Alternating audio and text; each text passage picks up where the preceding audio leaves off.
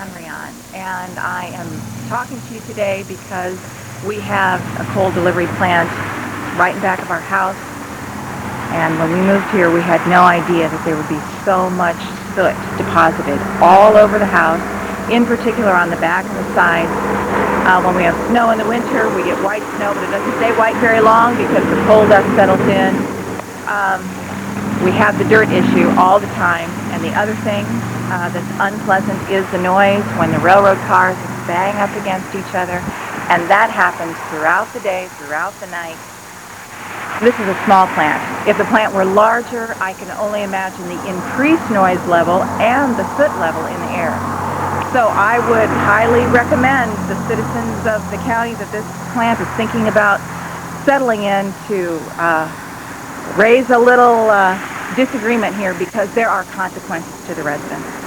I live across the street from the coal yard, and I think I may have talked to my neighbors, but the noise is a little bit, of course I'm kind of used to it because I lived in another rail yard, and they only come in about once a week, maybe once every other week, and so it's not that much, clanging. It does go in slow, moving it, but really the dust is getting on stuff. Of course, we did not have a good winter to really get the snow, but if you like, it's our house here, used to wash it, you would see more than maybe what you see right now on it. And if you, of course, if you don't have air conditioning, the winds more would obviously blow in. And they get some on the north side of the house here, some snow, coal dust in the track of the wind. We have some sliding windows that got down in that. But but it wasn't as bad enough that you were coughing continuously. And it only probably happens when they're unloading the train, not the truck, because it's more enclosed. Is there a lot of traffic? Yes, there is, but they're kind of gapped up. But mainly they go the other way, away from our house. Start at the entrance and go there towards the east, and then around on 74 to the yard, to the power plant. But now there's a few times that people got trouble with the trucks, because one time I heard a story, a guy worked out in the road here at the prison, he was on a motorcycle and the truck pulled out in front of him, and the driver, didn't, said I didn't have to stop, because at that time, I don't think there is now, a stop sign in front of the place.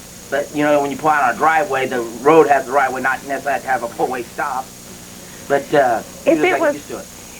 This one is in an industrial area. If it was in a much larger plant and in a residential area, do you think that would be more problems? It'd probably be more problems because they say, the magnification plus the airflow and which way it is. Now, they did say one time they hose it down when they dump the coal, especially off of the rail, when they dump it into the big pile.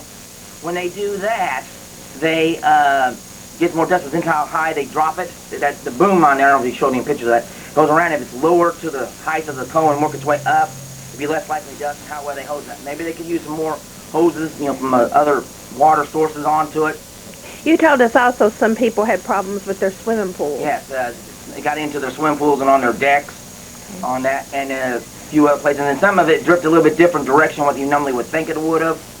Depends on which way the wind's blowing. And I said maybe eventually they might put some more trees in to help block it. But I said, of course, it hasn't been there that long to really notice any health problems per se.